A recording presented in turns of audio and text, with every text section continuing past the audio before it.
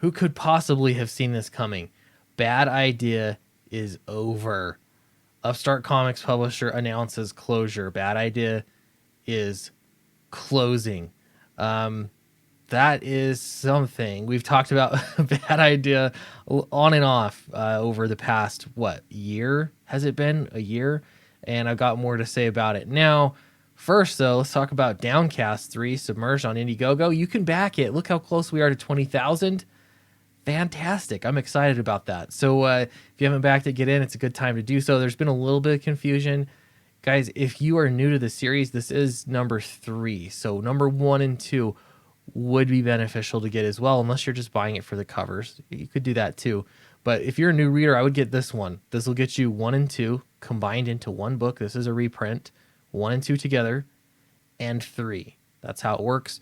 Or any of these can be a new reader bundle. You just back one, and then when you come into the add-on section before you officially check out, add on this one, the 1 and 2 reprint. Add that with whatever you get, so that way you can get 1 and 2 and 3 in the same go. Anyway, there you go. All right. Wrong one. I was watching that guy's video format, and it's so simple. It's so effective. Anyway, Bad Idea Comics. It came out with some really weird marketing stuff, and that was more of what my interest was in. But what this is really is a case study in direct market and how things used to be being an unsustainable model. Frankly, that's what this comes down to. I don't believe that you could start a regular publishing company that is selling to comic book shops and that be your bread and butter, and expect that to be a sustainable business model. I just don't see that happening unless you've been building up a publishing company with a name and reputation for years.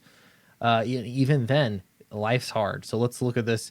Bad Idea, the comic book company, spearheaded by Hunter Gornison, Dinesh Salamandri, Warren Simonson, Adam Freeman, and Josh Johns confirmed its plans to cease operations. We regret to inform you that despite our best efforts and all of your wonderful support, Bad Idea as we know it must end. The company announced our sincerest thanks for the incredible journey. We will be announcing and releasing books through the end of the year. Beyond that, Bad Idea is over. Wow, that's a blunt way to put it. So they're going to put out the books that they have essentially paid to produce, and then they are finished. That's it. So it was founded in 2020. We're talking about a year, maybe a year and some change of a company being around to it being closed. You could say 2020 was the worst year, though. Cut them some slack. You could say that, but you know what? There have actually been independent comics that are doing very well in the year 2020. And I'm not just talking about Comicsgate specifically. I mean, this is the same year that Sean Gordon Murphy made $200K or whatever it was on his book. This is the same year that Scott Snyder released his crowdfunding book that's gonna kind of be published through Image later, or now, or whenever that's happening. This is the same year that all of that happened. 2020 is also a bad excuse. Let's see. So founded in 2020, it's a comic book publisher that prided itself on bucking the trends of traditional comic book distribution through Bad Idea. At launch, the company announced it would produce a limited number of series, releasing only 1 or 2 issues per month. Priced at $3.99, each issue would come in a prestige format package with no variant covers, no digital copies, and no collected editions. It also began by only distributing its books to 20 select retailers before eventually expanding to more. So what you're looking at here is there's 2 different ways you can launch a company. You can go big, and I think that's a little bit more like what TKO Presents did, where you hire a lot of big name talent. You come out there, you've already put in the money to produce full miniseries, like 4 full miniseries, and then 4 more full miniseries at the same time. It was a lot of investment ahead of time. You come out swinging. That's one way to do it. That's not always the most effective way to do it. Businesses coming out that way fail. The second way is to come in slowly and ease your way in and grow organically. Now, what it appears to be is that Bad Idea tried to do that kind of concept where it was very small and they started ramping up slowly.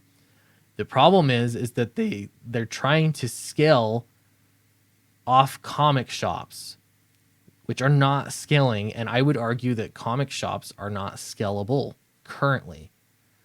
I think that's where the big issue came in. No variant covers. So you're selling to a very small group of people without giving them multiple things to buy. At the most, you're selling very few people $3.99 comic books, which in the current industry is extremely tough. And no collected editions. So no other ways to get new readers. You've already sort of cut yourself off. So what this is a bad idea, really. It is creating a comic book business that is meant to be so small and niche in an already small industry. You're making it for such a small number of people, it shouldn't be surprised. Okay, so they have a bunch of titles that things came from, and that's it. That's the announcement. So what it comes down to is if you are making a comic book series, if you're making a publisher, no matter how you look at it, you have to find a way to scale your business. What is the plan to scale upward? And in my opinion, Bad Idea had no plans to scale. They were hoping to be some cult success and that everybody would talk about them and they'd be the exciting launches, every time a book came out from them because it was such a limited thing. But what you did is you made it so limited. I mean, people aren't going to be interested in your limited thing off the bat. You have to give people a reason to be interested in. So you've got to do collected editions. You have to find ways to always have your stories be available to people. And not only that, you've got to figure out how to scale up your business larger than a few stores in the direct market. It's too many eggs in one basket. Anyway, let me know what you think about this. I hate seeing comic book companies go out of business, but I think we all can learn from it. Absolutely. So let me know in the comments below. Don't forget to check out Downcast 3 Submerged on Indiegogo. Back it. Help us get to 350 backers. That's a good step. $20,000. So close. And I think this is a pretty strong start. So what I'm going to do is get this. I already have edits back, by the way, from Christina. What we did is we're editing it, line editing it, then we're lettering it, then we're line editing it again, probably 2 or 3 more times after that. I want to make sure there's no mistakes. Anyway, so we're actually making really great progress here, and the plan is to have everything ready so I can just tell the printer, hey, print off this many copies. So that's the plan. Anyway, thanks so much, and I'll see you in the next video.